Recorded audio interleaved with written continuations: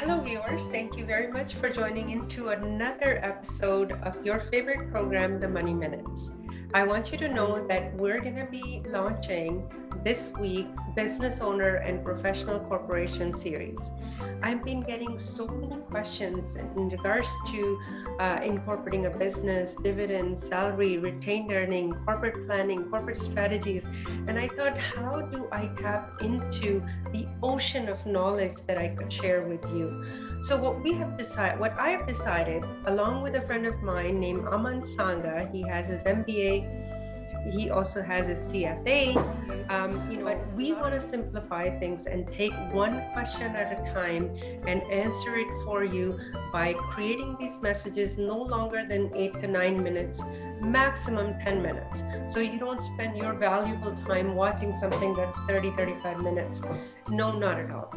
So I look forward to connecting with you, and let's go right into our first question, which is, should I incorporate my business or should I just be running a business as it is on my name? Okay. Hi, Aman. Thank you so much for joining into another episode of the Money Minutes, and especially the Business Owner and Professional Incorporated series. And we're going to be taking, as I mentioned, we're going to be looking at very simple concepts and then moving on to more complex things. So today I thought to start, one of the questions that I get from most of my new clients is that, should I incorporate? If it's a doctor, if it's a dentist or a business owner, and they have started a business and they're earning an income, what is the benefit of incorporating? Who should incorporate? This is the first question I have for you. Seema, so first of all, thank you so much for incorporating me into your money talks. So really happy and excited to be a part of this series. So thank you so much for that. As to the question, I think it's a very important question. As the professionals, let's just focus on the professional market. Be it a lawyer, dentist, or a doctor, as they start working, their income starts to increase. And post a certain threshold, there is definite advantages of incorporating themselves as a business, provided there is money left over after all their initial expenses are taken out. Okay, so what you're saying is, if I am a doctor and I earn 100,000 and I spend 40,000 on my office and my secretary, and 60,000 I need for myself, so there is no need to incorporate. Well, in this particular case, for how you described it, there would be very little advantage of incorporating, other than some, probably you touched upon this later, is about professional liability, but beyond that, there is no significant advantage from a tax point or a cash flow point to incorporate in the scenario that you just described. Got it. So I know, Aman, you have basically put together a PowerPoint and used an example of a dentist who is a new dentist, real life example, earning $200,000 and asking you, should I incorporate or should I just have the business going as it is?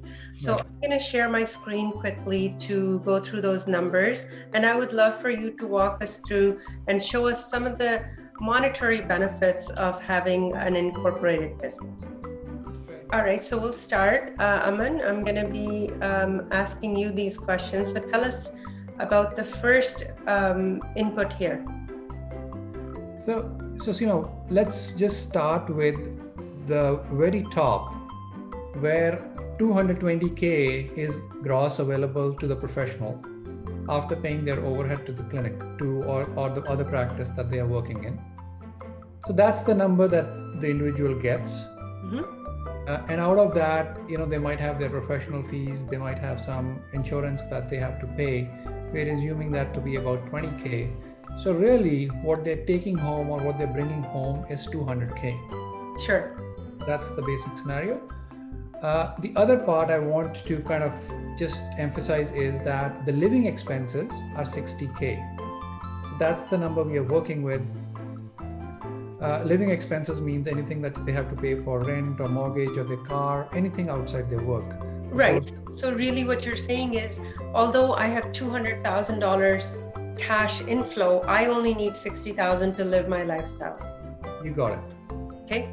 That's the income that the professional is getting.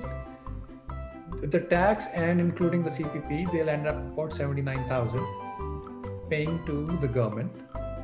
And after that, what came in, 79,000 is donated to CRA, and my net income out of that 200,000 is 121,000. I pay 60,000 for my own living, so my personal saving is 61,000. Correct? You got it, Seema. Okay. So now the question is, what's the advantage? Like in this scenario, is there an advantage to incorporate? So that's what you see on the right hand of the screen, that the same income, when it's earned within the corporation, the salary, if you can see below, is 88,000, which we'll come to a little bit later. But 88,000 and what's paid to the government for CPP is 91,000. It's taken out from the 200,000.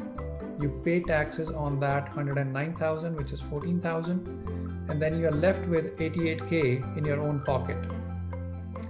That's what's on the right hand side. Now, if we go one step further,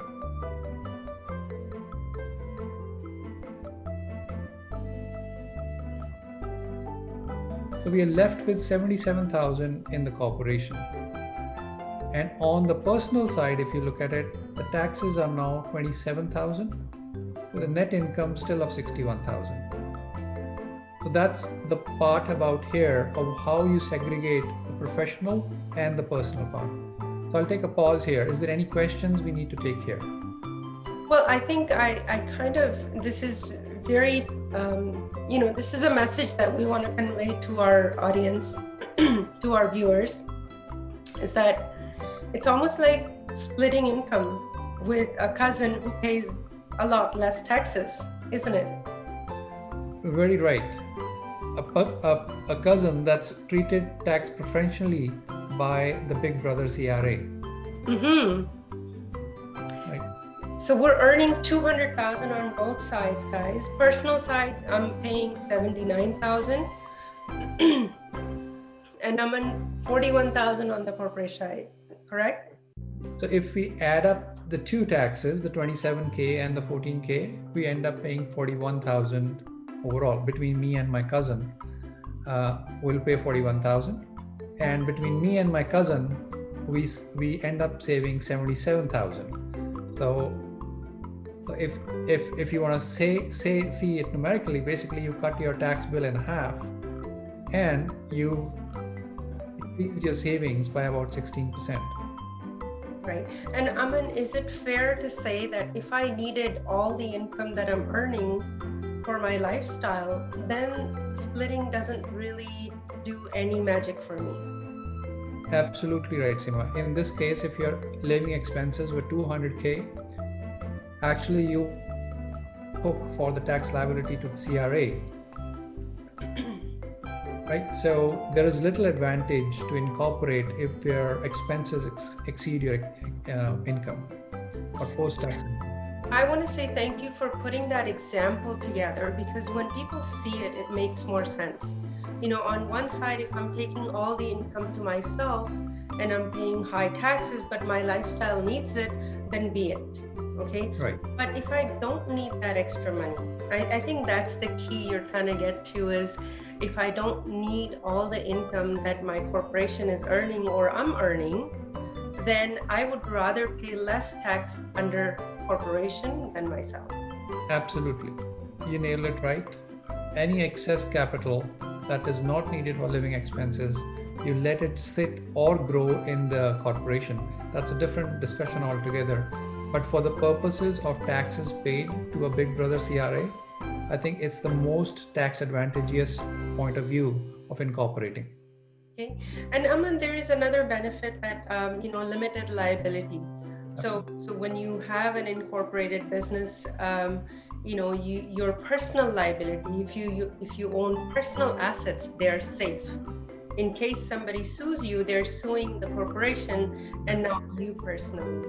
Absolutely. So we're going to be looking at many more questions that I have. I have a pile of questions that my clients ask, and yours as well. But for now, we just wanted to make sure that everybody understands why we incorporate a business. One is to save taxes, and the other is to limit liability. These are the two main reasons. Yes, you need an accountant. Yes, you're going to be filing 2 taxes at the end of the year. Those are the complexities that come with incorporated business, but it's worthwhile if your income that you need for your lifestyle is less than what your corporation or what your business is earning.